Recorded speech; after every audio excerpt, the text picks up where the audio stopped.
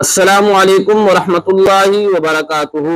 لوگوں میں بڑا مشہور ہے کہ شام کے وقت جھاڑو نہیں دینا چاہیے، صفائی نہیں کرنی چاہیے، رحمت نہیں ہوتی، برکت نہیں ہوتی، نقصان ہوتا ہے، مصیبت کے آنے کا خدشہ ہے۔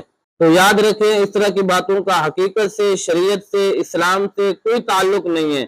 آپ جس وقت چاہیں، جب چاہیں جھاڑو دے سکتے ہیں، چاہے وہ صبح کا وقت ہو، شام کا وقت ہو، رات کا وقت ہو، یہاں تک کہ آپ رات کو 12 بجے بھی اٹھ کے جھاڑو دے سکتے ہیں۔ یعنی جب بھی گھر گندا ہو، گھر میں صفائی کرنے والی ہو تو آپ جھاڑو دے سکتے ہیں۔ حالانکہ اللہ تبارک و تعالیٰ کو صفائی جو ہے یہ پسند ہے، اللہ تبارک و تعالیٰ کو پاکیزگی پسند ہے۔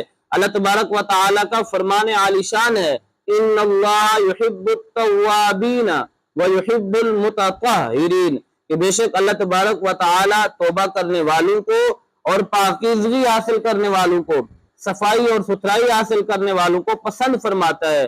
لہذا آپ جب چاہیں، جس وقت چاہیں، جیسے چاہیں آپ جھاڑو دے سکتے ہیں۔ اس میں کوئی کسی قسم کی ممانعت نہیں ہے، شریعت کا اس سے کوئی تعلق نہیں ہے کہ شام کے وقت جھاڑو نہیں دینا چاہیے، گھر میں رحمت نہیں ہوتی، برکت نہیں ہوتی، نقصانات ہوتے ہیں یا مصیبت کی علامت ہے۔